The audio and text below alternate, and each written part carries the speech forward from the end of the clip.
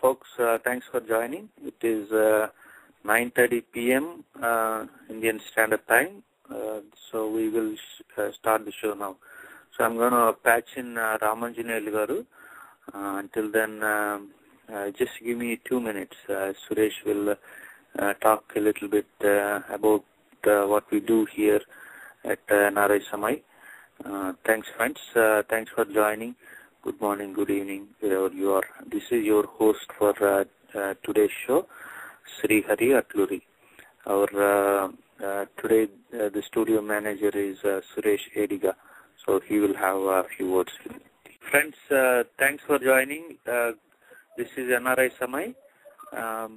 Good morning or good afternoon, good evening, wherever you are.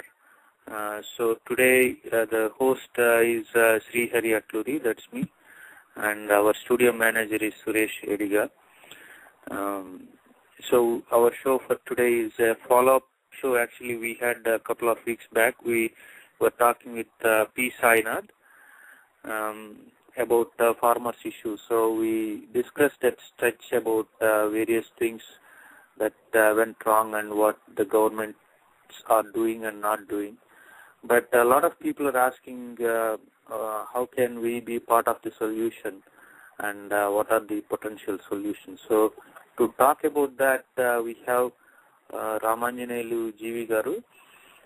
So he was a scientist in the Indian Council for Agricultural Research, senior scientist for 10 years.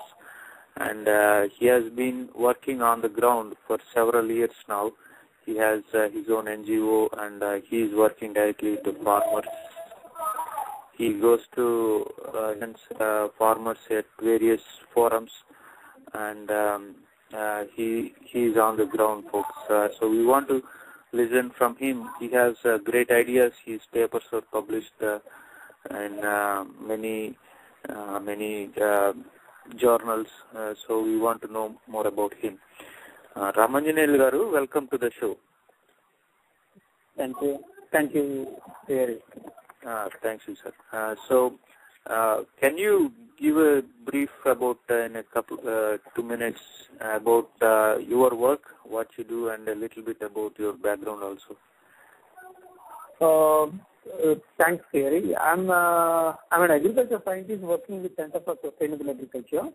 So this is a Hyderabad-based organization working in Andhra Pradesh, Maharashtra, Punjab, Chhattisgarh. We just initiated work in Odisha as well. We started our work in 1997 when there were a large number of farmer suicides in Andhra Pradesh. You know, Andhra Pradesh is a hotbed of farmer suicides. We started in 86 onwards. Almost every day, 10 years, there is a cycle of farmer suicides happening. And from 2004 onwards, the state of farmer suicides has increased, and almost on a yearly basis, farmers are committing suicide. This is the situation in which Andhra Pradesh agriculture is.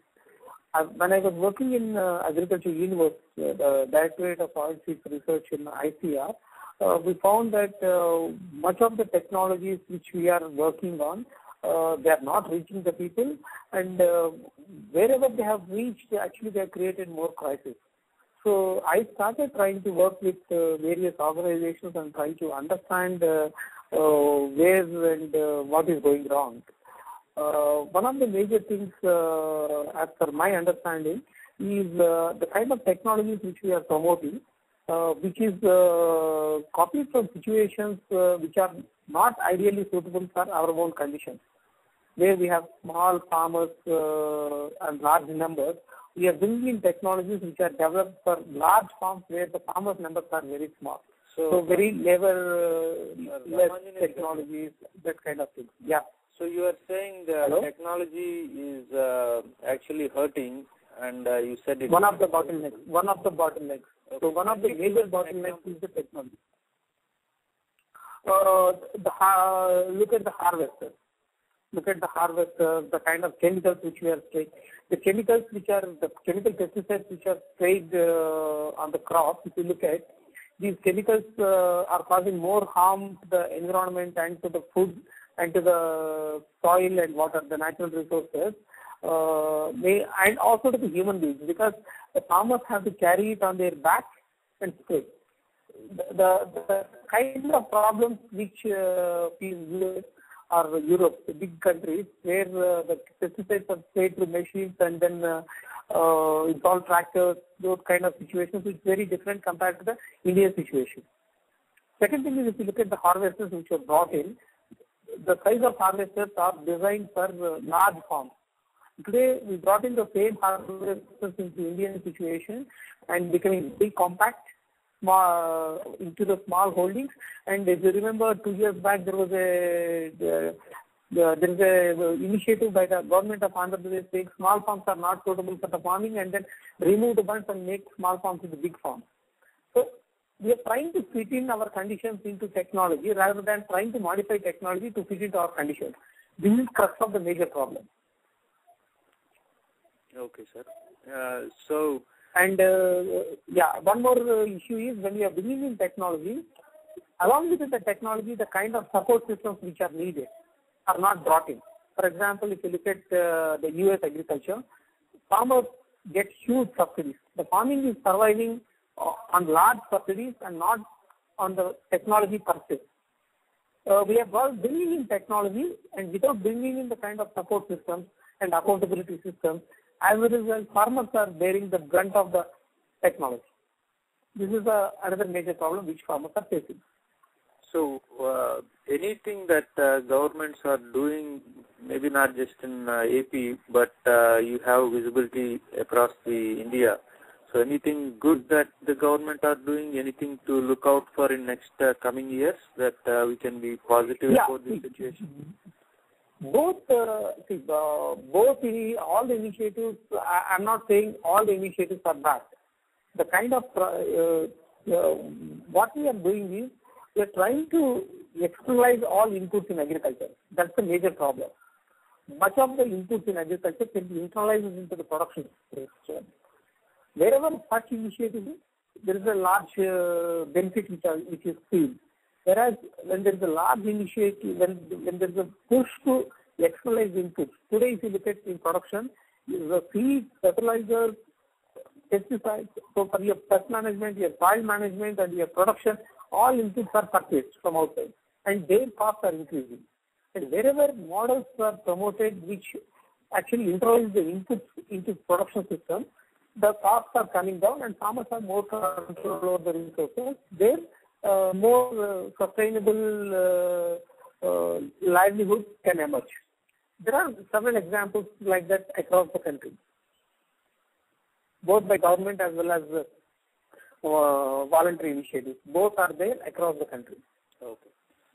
Friends, if you are just joining, we are talking with senior scientist, agricultural scientist Ramanjaneeyulu from Hyderabad, and we are talking about farmers' issues, and also in just a few minutes we'll talk about solutions also. So Ramanjaneeyulu, in last 1 month or so, few of the bills has come up in the parliament and they become either famous or infamous based on whom we talk with.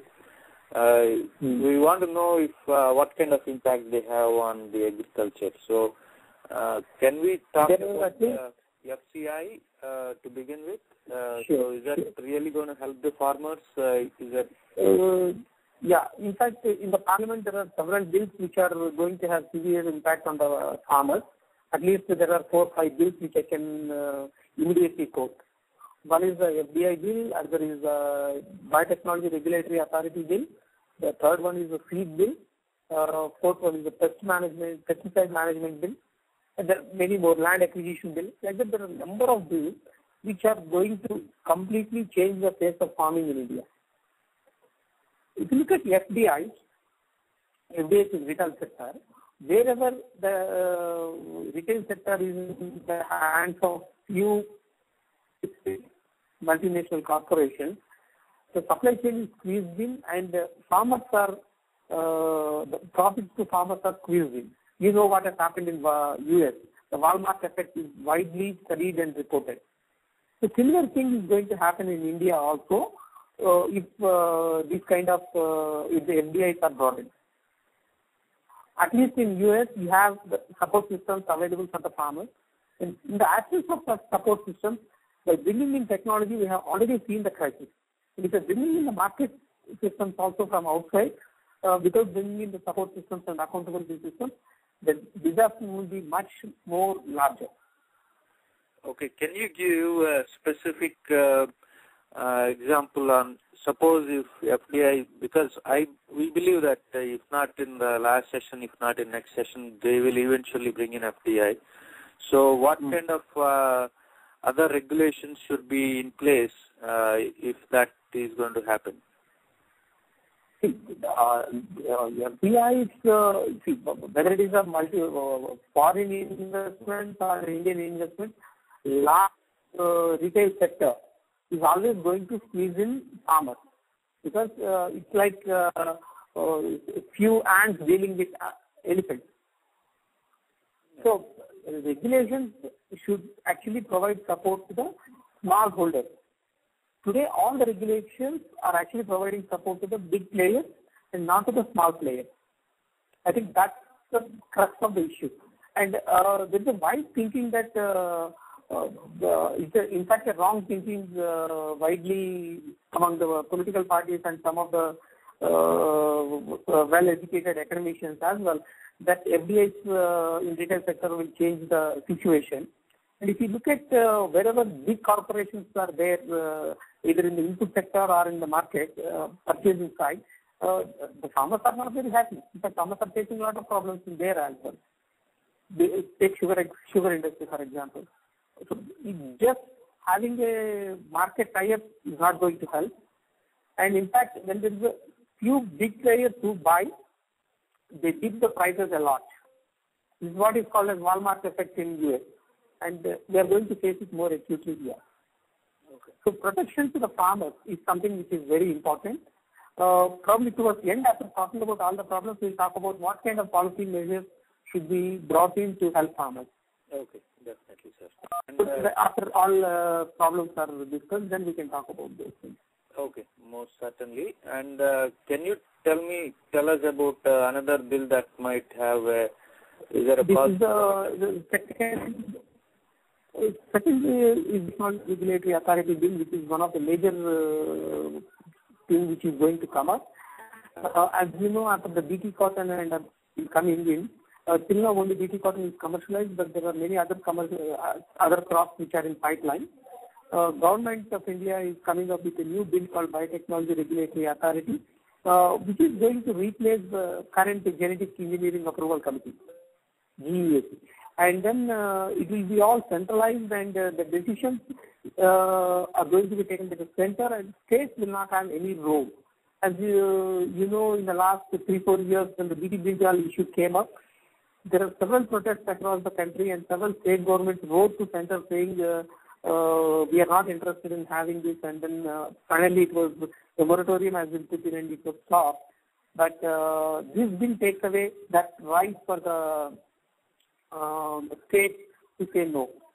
Second thing is, in fact, there are draconian clauses in this bill which says anyone who speaks against the technology can be put behind bars. That kind of undemocratic bill is the Biotechnology Regulatory Authority. In fact, any regulation on biotechnology, GM crop, should have been to ensure biosafety to people, rather than ensuring control to the industry. I think that's another second major bill which is going to have a serious impact. Third major bill is the feed bill, which is pending before the Parliament right from the 2004 onwards. After a great discussions and a lot of interventions by several political parties and farmers organizations, few changes could be brought in the bill. And today it is struck at two issues. Some the farmers organizations are asking for a control over prices, the feed prices and royalties over trade. The government is not agreeing on these two things. Without agreeing on these two things, if a bill is brought in, is going to have a serious impact on the farmers. As you know, after the BT cotton came in, the feed prices have rose from 450 rupees per a packet of 450 grams in cotton to 1800 rupees. With 1,200 rupees was the royalty, whereas world over the royalty is about 8 to 10 rupees kind of thing. So government not having control over what kind of seeds to be sold, and government having no control over the prices would be a major issue. And in the seed bill also, state governments are not going to have any role. I think that's a major problem with the seed bill. Okay. And pest management, and the third is the pesticide management bill. That also is a similar thing where states have no role to play. As you know, there is a big debate going on in India about the endosulfan. World over, after endosulfan is banned, center is not agreeing to ban endosulfan. While Kerala and Karnataka government asked the center to ban, center is not agreeing to do that, and states have no power. And this bill will take away whatever little power state has. So these kind of bills are made to support the corporate rather than helping the farmers. Okay, and the other one, the other bill, the land acquisition bill. The land acquisition. There is a Food Security Act, and because the government seems to already have a monopoly on the buying the rice, for example, because they are the biggest buyers. FCI is the biggest buyer of rice. Yes. And that's going to continue, and the holding is going to continue holding of the food. So how is that going to impact the price especially, and if there is anything else that farmers should be aware of? So on the food security bill, there are two different things which we need to look at. It's unfortunate that even today government is we are in a situation where unless we provide food at 2 rupees, people cannot survive. That's the poverty level with which people are. I think that's a really tragic situation. That's because the incomes of the people are not going up. Second thing is the current food security bill looks at food security only as supplying rice and wheat to people at a cheaper price. Food security in India, if you look at, it should be looked from the production end onwards. So there is a large area shifting from agriculture, and farmers are in a serious crisis. Food security will be affected. It's not just about distributing the rice and wheat at a cheaper price. I think that's what government should have thought when the food security bill is brought in. Second issue is, when government wants to give rice at 2 or 3 rupees per kilo, wheat at 3 rupees and rice at 2 rupees, sorry, it will purchase prices. I think that's going to have a serious impact on the farming community. It's certainly going to dip the prices because it has to put in huge subsidies. So it is not going to increase the MSP. So that is going to have a very serious impact on the farmers. Okay, sir. Ramanjaneeyulu, so we were also talking about the land acquisition. So currently, I think from the news I read, I think they put a hold until the new acquisition law is passed and it's in place. And we have seen a lot of issues, especially when the development projects are taken on. The government seems to have a full control on the land, and in some cases the farmers don't even get paid at all, and in most cases they get paid very low price for the land. So what are the new things that are coming up in the acquisition law? See, land acquisition bill, before bringing up a land acquisition bill, actually government of India should have thought of a land use policy. How much land we need for agriculture? The land acquisition bill starts with the premise that land is wasted for development, so we need to shift the land to industry. But we also need land for production, food production. How much land we need? In 2050, the Indian population is going to touch 300 crores. How much area is needed to produce food enough for our people? Is there any estimation made on that? Without making that estimation, if we are going to shift land from agriculture to non-agriculture, it's going to severely affect the food production. And India is such a huge country, it cannot get into the international market to buy food. Who else will produce such a huge country? We are going to even cross China's population by the next census probably. In that situation, having a land policy which determines and then the whole clearly earmarked land for food production is what is essential. But in the new acquisition bill, it only says the land which produces 3 crops a year will not be acquired, but all other lands can be acquired. In India, the land which can produce 3 crops is only probably about 10-15%. So the entire remaining area will be purchased. I think that's going to be a serious problem. In Andhra Pradesh, when we are doing the study, we just released the study. It shows in the last 10 years about 20 lakh acres has gone out of farming. This is as per the official record. If that's at such a rapid pace, if land is going out of cultivation, it's going to have a severe impact. Okay, we have a caller who has let me bring him in. 1 second. Yeah. Hello, is this Anand? Yes, this is Anand. Hi Anand, so you were talking with Ramanjaneeyulu. Please state where you are from and your question also. Hi, Mr. Raman. Hi, Ramanjaneeyulu. Congratulations. Hello. And thank you for all the work you do on the farmers' issues. My question is a rather long one. I hope it doesn't take up too much of your time. It's actually a 3-part question. The first part is you were talking about the genetically modified crops, BT cotton and BT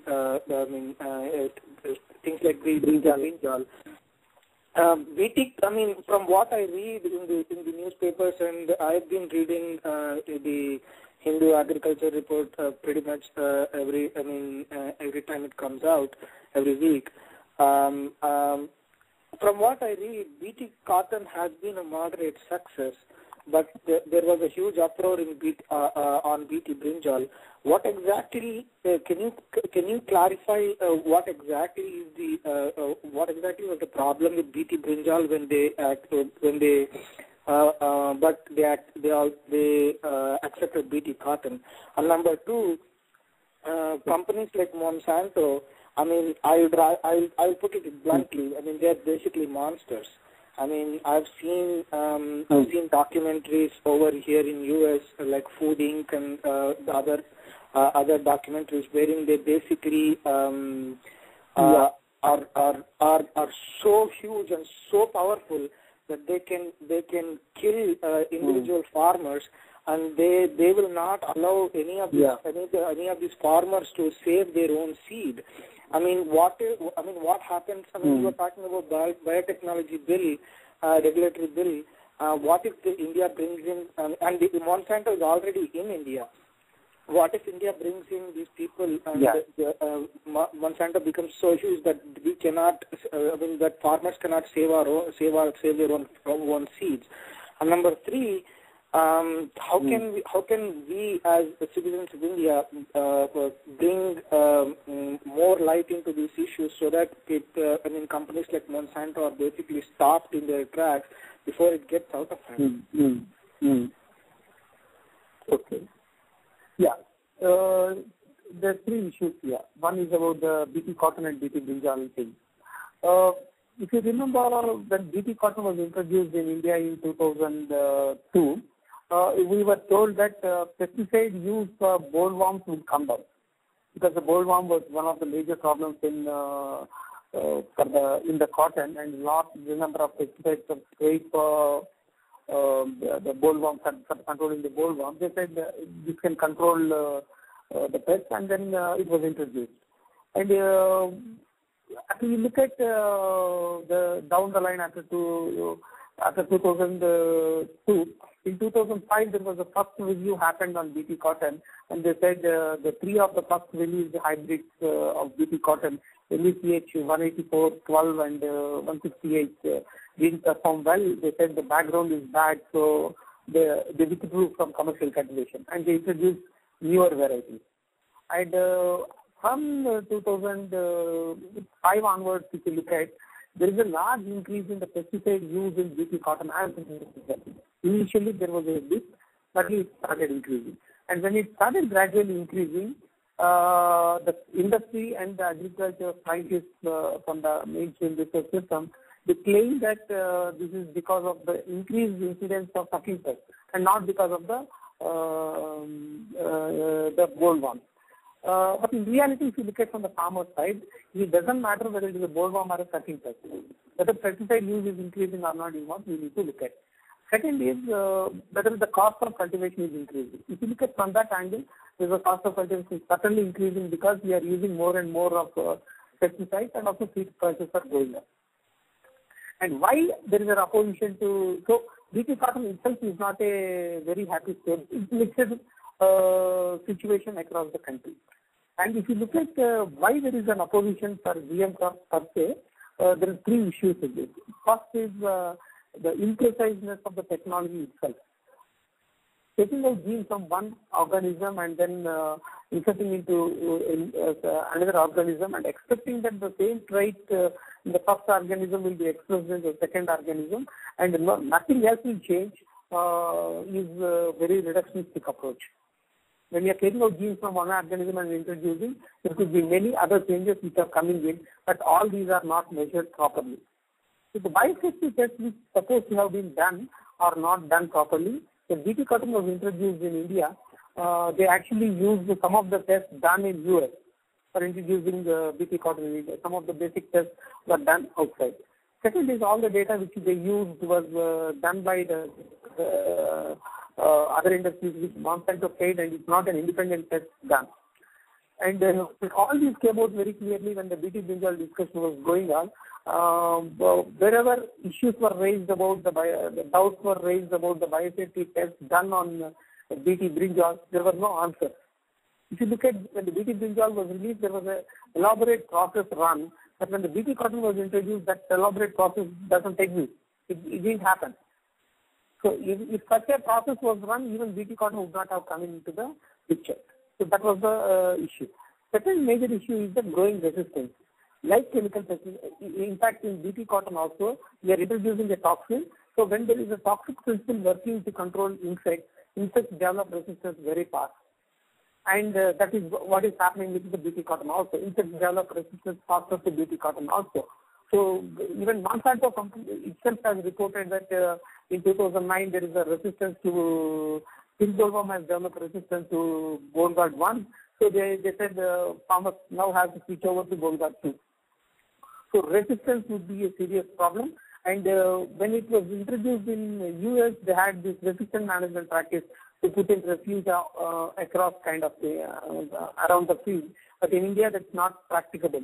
So that's another major problem. Resistance management itself is a major problem in the GM crop, particularly the BT GM crop. Third major issue is the IPR. On the normal seeds and the normal crops, there are no patents allowed, whereas the GM crops have patents on that. That's the reason why the industry is such a aggressive nature. As you know, Monsanto has their patents over all these genes, and any other industry, any other company which is producing has to pay royalty to the company or just withdraw royalties. Recently the latest scandal of the veterinary norma of government of India, they were forced to withdraw because it was contaminated with the Monsanto gene. So IPR certainly is going to be a serious issue with respect to the BT GM crop. So how it affects farmers? If you look from that angle, the feed prices will go up. When the BT brinjal was supposed to be introduced, the feed prices were around 50,000 rupees a kilo. The brinjal seed. Advance booking was done for 50,000 rupees kind of thing. Cotton, after the BT cotton was introduced, the feed prices shot up from 450 rupees to 1,800 rupees. So that's the situation. So there are IPR, there is a resistance issue, and the impreciseness of the technology, so biosafety implications. These three, I think, are important issues which needs to be looked into when you are going to introduce GM crops. Okay. Ramanjaneeyulu garu, I think we have another caller. He has actually it's a she, sorry. So her name is Usha. She is from Hyderabad, and she would like to know. Actually, this is what we want to talk in the next topic. So that's good that she's asking. Now she's asking, why do safe traditional practices remain as mere odd experiments, and what are the constraints in replicating them? Basically, why are not those being done is what she's asking. Can you repeat again? Why do safe? Can you repeat Why do safe traditional farming practices remain as mere odd experiments, and what are the constraints in replicating them? She's asking our traditional farming methods are not being used, even if they are being used, they are only as an experiment here and there, and why aren't they not widely studied? Oh, okay. One of the issues is when we are talking about traditional practices, there are a large number of traditional practices which are relevant even today. So that today's socio-economic conditions, ecological situations, and today's environmental conditions as well. But they are not going forward for 2-3 simple reasons. One is these traditional practices were alive because the oral tradition from parents to the children, they used to be passed on. But today that practice is not today. They're actually going to schools and learning about anything. And many of these traditional practices are not taught in the academic institution. That's a major problem. Research institutions never teach about traditional practices, and also there's no research was done on these technical traditional technologies. If wherever such traditional technologies can be improved upon, then they are showing good results. I can tell you about Andhra Pradesh experience, where we have what we call as a community managed sustainable agriculture, where the women self-help groups were trained on some of the traditional practices and some of improved practices which are developed over the traditional practices based on the traditional wisdom. And there is an extension system put in all across the state of Andhra Pradesh. And we started this program in 2005 along with government of Andhra Pradesh in about 12 villages. Today it has spread to near about 10,000 villages where people are able to manage the crops without using any chemical pesticides. So if you can put in proper support systems, they can go forward. Whereas improved technologies, if you look at whether it is a GM crops or if you look at the chemical pesticides or fertilizers, all the resource system works on that, the entire extension system works on that. They put a lot of investments on advertising these things, whereas there is no support for traditional practices. Second bottleneck is the subsidy system. Subsidy system actually drives farmers to adopt particular technologies. If you look at chemical fertilizers, if I am buying 2 bags of DAP and a bag of urea, I get about 5,000 rupees subsidy. Whereas if I make my own compost and use in my farm, I don't get any support. In fact, I have to put in my own additional labor. I think that's a major problem. The support systems can be changed, proper extension system can be put in, these practices can go on a big way. Okay, so we also see a lot of farmers not buying into the traditional ways of doing it, and you are saying that's because there is no support system available. I think the farmers are also concerned that they may not get the same output if they use it. So that research to show that, and I'm not saying every traditional practice is good. Like modern technologies, there are certain good, certain bad in everything. So the choice of selecting what is good for their situation should lie with farmer, and a proper support system should be put in so that farmers can make an informed decision. I think that's the role extension system should have played. Unfortunately, today that is not doing. Okay. I think if that system can be brought in, I think they can go on a big way. we have another caller. Let me just take him in the call. Hello, is this Akshay? Yeah. Hello? Okay, Akshay, please state where you are from and ask the question to Ramanjaneeyulu. Thank you, Srihari garu. Good afternoon, Ramanjaneeyulu garu. I'm Akshay, doing my PhD. I'm doing my PhD in food science in Florida. So actually, we deal more with the food after post-harvesting the food, basically.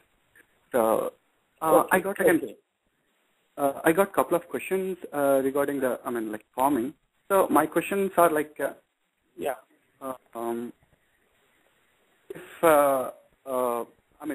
people have been using the pesticides a lot in farming right now, right? So like how it has, already affected the nutrient contents in the soil, which usually benefit the growth of a plant or growth of a crop. Like, because we have been using pesticides for the past like 20, 30 years, right from like Green Revolution. So, like, does it already have a detrimental on the soil and nutrients? And like, how can we, come up with, if it is not too late, what are the practical solutions that we can, take to counter that problem? Okay. Yeah. Today in Guntur district of Andhra Pradesh, if you look at, if you analyze the soils or if you analyze any of the chilies which are produced in Guntur, you find pesticides residues like Echelon which were sprayed from 20-25 years back. So the pesticides remain in soil for a long time. So they have an impact on the soil. Not only on soils, but on the food. So it comes into your food residues, the residues in food, and then the pesticide residues comes into that. And in Punjab, a study done a few years back by Center for Science and Environment shows that the human blood samples also have pesticide residues. Mother's milk has pesticide residues. So the pesticides, once they remain in the environment and they persist for a longer time.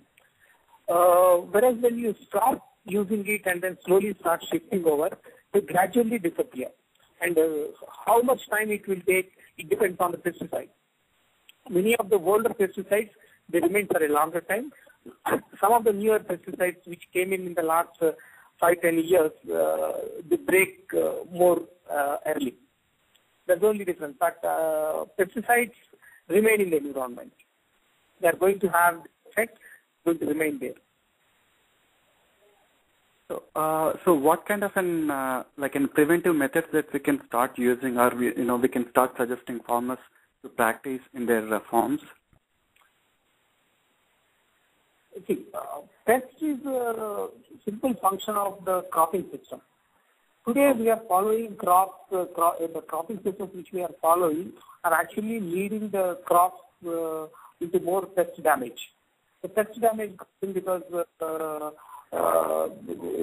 cotton after cotton we are growing, paddy after paddy we are growing. The monoculture of the crop is actually building up the pest. So having a good cropping system, good cropping rotation system will reduce the pesticide use a lot. And there are several agronomic practices. We call them as non-pesticidal management. In Andhra Pradesh, it is widely practiced. In many other states also, now it is in practice. There are large number of practices which can be used to prevent pest buildup. So once you prevent the pest buildup, then managing them is much easier. When the pest buildup is lesser, and even if there is a pest damage, you can use the locally available plant material like neem or karanj, extract made out of it and spray and then control the pest. Simple as that. Okay. Thank you, Ramanjan. Thank you, Akshay. Yeah. We have actually quite a few number of listeners asking a similar question. For example, Usha from Hyderabad and Suresh also asking this. So The question is, as we have seen, there are difficult problems and equally difficult solutions. Is there something individuals like who are not directly involved in agriculture can make a difference whatsoever? For example, we wanted to talk about the model that you are working on, and so maybe we can start with that. Maybe you can tell what you are working on and how people outside of agriculture can contribute if there is something. Okay. See, I feel now there are 3-4 options in front of the farmers, government, and the rest of the society in front of us. One is actually, irrespective of the policy change by the government, can we shift from high external input model to a low external input model? I think that's the first thing we should think of. And it is practicable, easy. The only thing it needs is proper training to the people, say for 1-2 years, and hand-holding support so that they can make a shift. I think that's what is the most important thing. To tell you about our experience on this, we started in 2005 with few villages in Mahabubnagar, where 5 villages are clustered together, and then in each village one farmer was selected to train, and then between the 5 villages there is one person who works full time with the villages, say school park out kind of person who was trained with farmers in understanding the pests, in understanding their soil, and in managing the crop, using the locally available resources. And quickly, many people started shifting. And once in the 5 villages we get some 30-40 farmers, seeing them, other farmers also will shift. And all these takes a matter of 2 years after. So in 4 seasons, if you can support a cluster of villages to make a shift, certain shift. So putting in a proper extension system in the villages can make this shift possible. So if people who are interested about helping farmers, if you can put in that kind of support, if you can adapt a cluster of villages, I think it's much easy for them to make a shift. They don't need to depend on outsiders or outside resources. Then what we can do is these 5 villages, the farmers from these 5 villages can be grouped together and form into a cooperative kind of thing, and they can actually deal with the market. It can improve their bargaining power also. Once their dependency on external input comes down, their bargaining power also increases to deal with the market, and their produce also will have better preference in the market. So they can sell, and then in these 2 years' time they can also learn about these things. So a 4th season support to farmers, if some of you can put in and then extend it to the farmers, I think it's quite possible. Okay, so that's great. So you are saying that people that you are, first of all, you have been working on clusters of villages, and you go there, you explain them how to reduce the dependency on suppose pesticides and chemicals, and by then reduce the cost of production. And okay, good. Just to share with you on the chemical fertilizer thing, last year June 2010 June, the price of one bag of DAP was 480 rupees.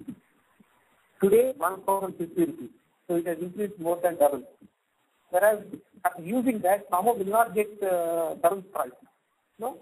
So what is happening is your input costs are going up, whereas your prices in the market is not is not increasing. So the only option left is the farmers is to reduce production costs. If they have to do on their own, they have to reduce their production costs. And you know, the entire fight the West Godavari farmers have put into increase the paddy prices, they couldn't get.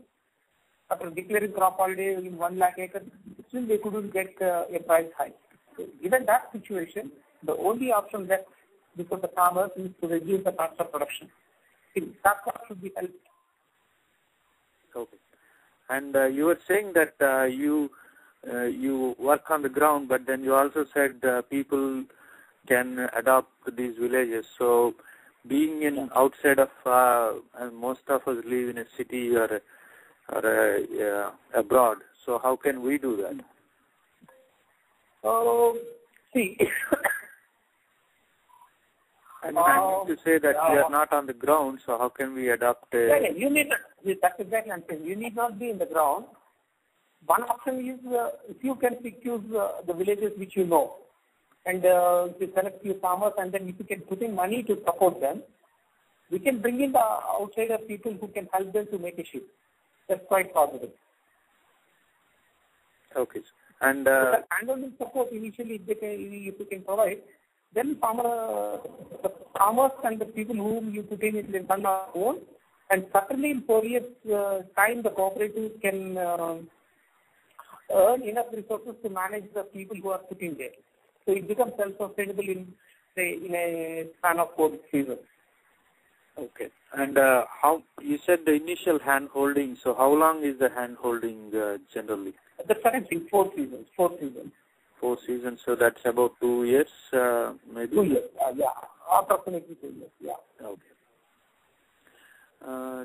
And you said there is a cost, obviously, to put in the support system. So can you explain how much it's going to cost for anybody who wants to adopt?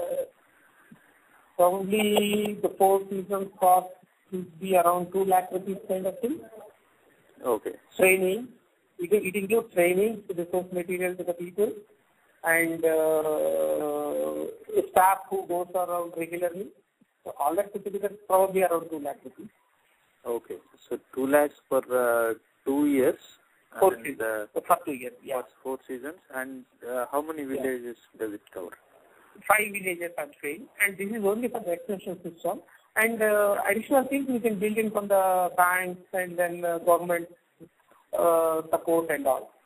Okay. Major problem today is there is no extension system in the state. Okay. Okay. So so you are saying there is about 2 lakhs that people can put in, and there is also government that part of it will also government will support. Part of it we can also bring in. So what we can do is we can set up a resource center kind of thing to understand the problems and then effectively deal with them. Okay. So that training that resource center can provide to them. So if you can support that resource center in that cluster of villages, I think slowly they can get over the problem. And this is not just a theory, right? Because you guys have been doing this is not just theory. This is this is not just a theory. That's what I'm saying. In Andhra Pradesh, we have thousands of villages that have shifted like that. Okay. I can share some of the published papers on that. Okay. So can you give us just an example on where it was implemented, how it was before, and how it is now? If you look at in Warangal district, there are several such villages. I can share with you one village called Enabavi, Enebavi. If you type Enebavi in Google, you get hundreds of documents about that village. Where farmers have completely shift chemical fertilizers and pesticides, and they make their own seed, including in cotton they make their own seed. And today farmers are happy in the village. And like that, there are many other villages. If you type community managed sustainable agriculture, CMSA, you get hundreds of documents from all over the world because there are several studies done on that. In the last 7 years, PSA is 7 years old.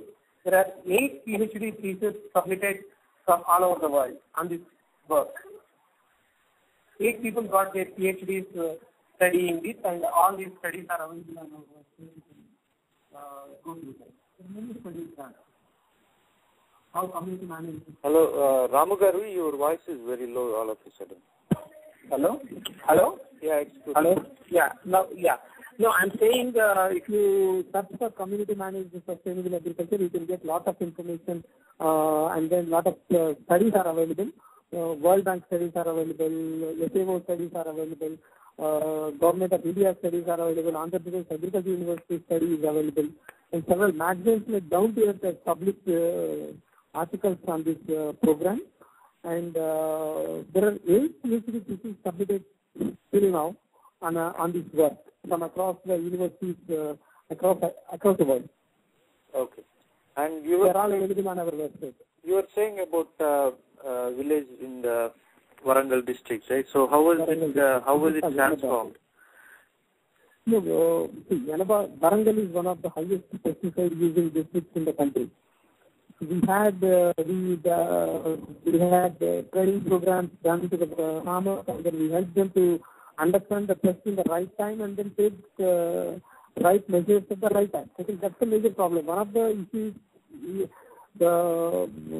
any alternative model, you need to be cautious regularly. So you need to go to the field regularly and then observe the changes happening and then take precautionary approaches.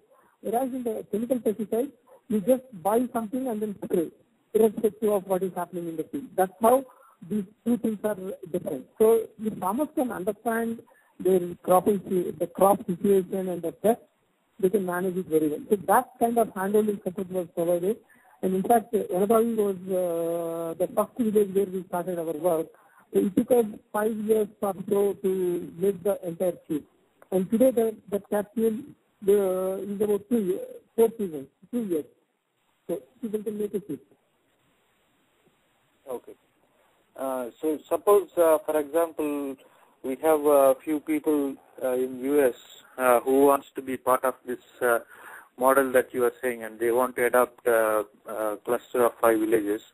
So now, what exactly should they do?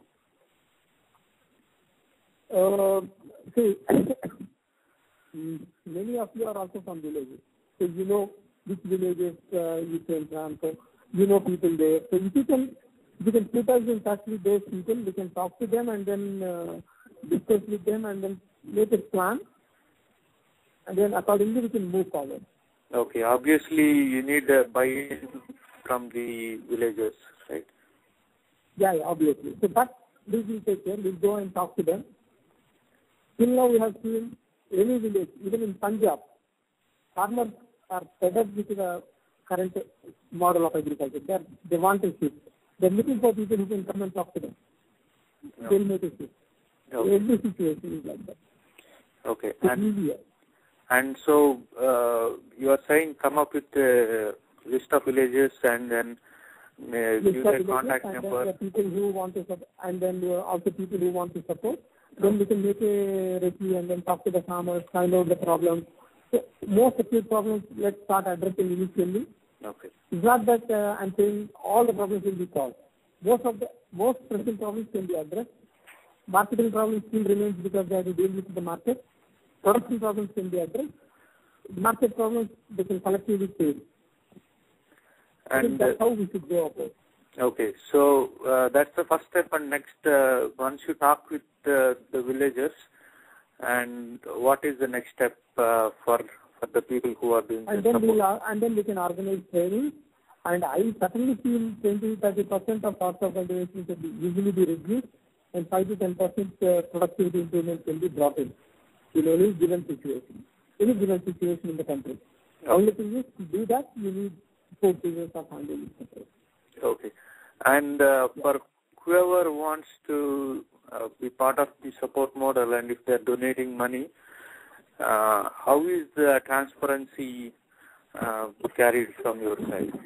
See, you need not give us the money. Now, what you can do is you can put in the money in the village itself. The village will make a group, and then money can go directly into the group. You don't need to pay us. So, in fact, you can pay us whenever we go there. So, the villages itself, if they're satisfied, they can pay. That's how we can look at. And second thing is, apart from money, many of you you're all experts on many other areas also. You can bring in, like say, we can use IT very effectively to take knowledge to the villages.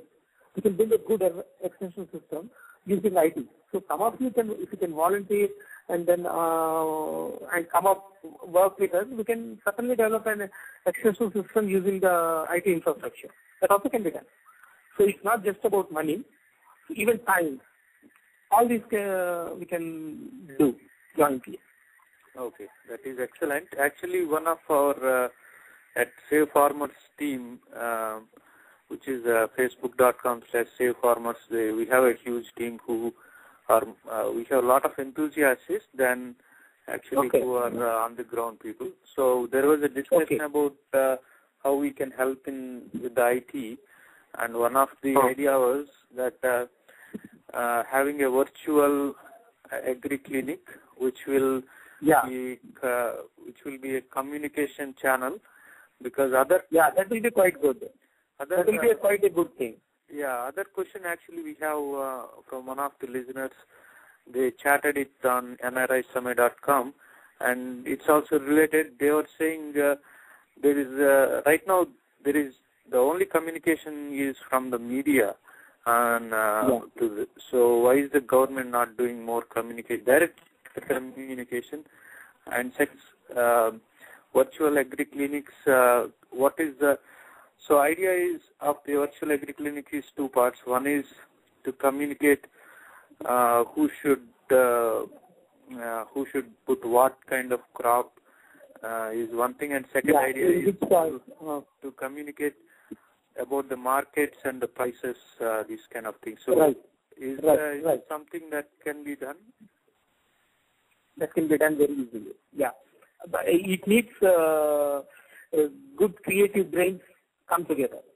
I think that if that can be done, it's easier, because agriculture is very diverse. For every soil, every environment, practices need to be different. So we need to design system in such a way that from every situation we can find your solution. So a diverse set of parameters, how do we group it together so that people can have easy action? I think that's one thing we need to look at. The second major problem with IT in agriculture is the end user may not be efficient in using IT. So how do you tune it in such a way that it becomes easy for them? Say, can I use it from my mobile, kind of thing. So that kind of your things which we need to look into. Okay. You can tune it. I think it's much good. Okay. Good. We just initiated one site like that called as takingroots.in. You can see that takingroots.in is just in the preliminary stages. That's what we wanted to build on. If some of you could join us, I think we can do very well. Taking Roots, is it a takingroots.in? Yeah. Okay. Takingroots.in. Okay. And actually the name of that caller was Venu. He was from UK. He chatted it on NRISamay.com. So we have another question from Pawan Karakala from Los Angeles. He was asking, we have a lot of welfare schemes from the government, but is there any specific scheme that is helping the farmers? Obviously, we know about the subsidies, and they have reduced in the recent years, the subsidies. Is that right? Yeah. Yes. There are no major subsidies to farming in India. It's only on the chemical fertilizers. And the chemical fertilizer subsidy was going on high and high. In 2008, it went to 1,20,000 crores, which was 15% of the Indian budget. At that time, Government of India decided they will not increase the subsidy. So they gave permission to the companies to increase the prices. That's the result why the fertilizer prices are going up like anything. So there are no major subsidies available to the farmers. And when it comes to the welfare scheme, there are some welfare schemes, and India, how the bureaucracy works and how political system works, huge corruption. And once the Prime Minister himself told, for every 1 rupee spent is only 5 paisa which reaches the village. So all subsidies goes like that. Yeah. Okay. To summarize on the model that we were talking about, I will try to tell what I understand. You can correct me. So the model you are working on is primarily to reduce the cost of the farming, because cost the price is not increasing. And the dependency on the chemicals, so we get more better product and possibly higher yield. And so what you work on is you pick up a cluster of villages, you go there and you educate the farmers about how to use a more traditional way of farming to reduce the dependency on the chemicals. And to do that, you have a team who goes there, visits them on a regular basis for about 4 seasons. And you implement the changes gradually, not all at the same time. Right. So first season you might say a few changes, second season you will say some changes. Slowly, as per the convenience of the farmer. And also they are not traditional practices. I'm not talking about only traditional practices. Any good practice which can help farmers to make a shift. So it's a mix of new technology. It's a mix of traditional and improved practices. It's a mix of things. Okay. And then you said the way people can contribute is either by selecting their villages, adapting their villages, or putting in time. Either way you can support. That's great. So people who are interested, listeners, can contact me. You can contact. You can contact me on. He's on either on Facebook or on email, ramu.csa@gmail.com. ramu.csa@gmail.com. @gmail.com. Ramu is RAMOO.CSA@gmail.com. And obviously, folks, in US, we also have a team. It's called Save Farmers. You can go to facebook.com/Save Farmers and leave a message. And we will be talking with Ramu Garu on a pretty regular basis, and we will certainly come up with some channelized way of doing this. So please be that will be useful.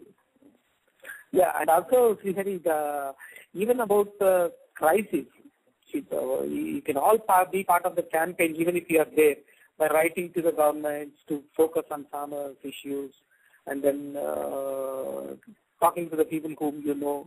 These kind of support also you can extend. Okay. That is excellent, sir. So it's been more than 1 hour, and I know you have cough and we'll make you talk for a long time. Is there any message that you would like to give for the listeners? I'm really happy to talk to all of you because even though you are far away from here, having concern about farming in India and the crisis, when there is such a serious crisis, actually being concerned about it, I think that itself is a good sign that people are all thinking about farming. I hope in future more people join the group, and then we can work for a better future for farming in India. Tomorrow we have a live program on TV9 from 10 to 1:30 on the farming issues in Andhra Pradesh with all the political parties. If you have access, please do see. So live 1:30 p.m. India. No, live from 10 to 1:30, 10 a.m. to 1:30 p.m. Yes, tomorrow, 3 hours, almost 3.5 hours live on TV9. And you are going to be part of it, Ramagar? Yes, Sainath Gar also is going to be there. All political party leaders are going to be there. Okay, excellent news.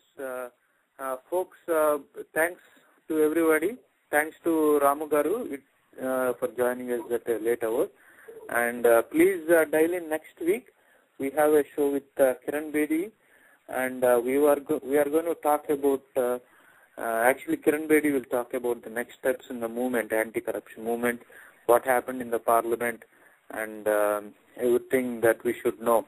You can always dial into the number, US number, to talk to her directly, or you can always chat with us at NRISamay.com. As you have seen, we pick up the questions from there and ask our guests. And thanks again, Ramu Garu. It was nice talking to you, and good night. Thank you. Thank you.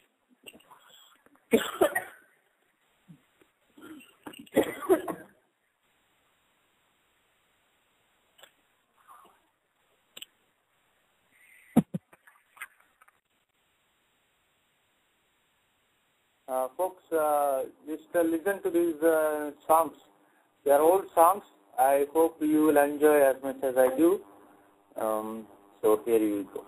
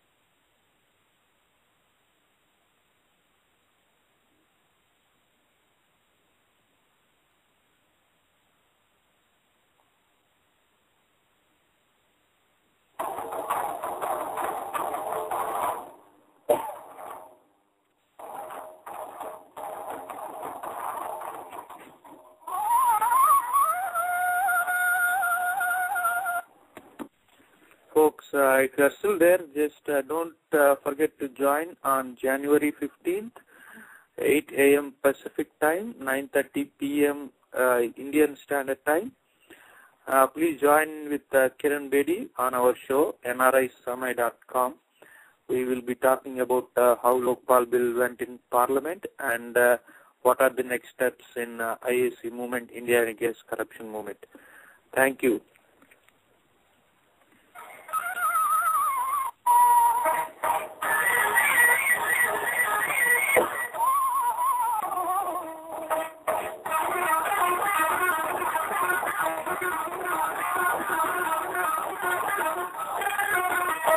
Nasa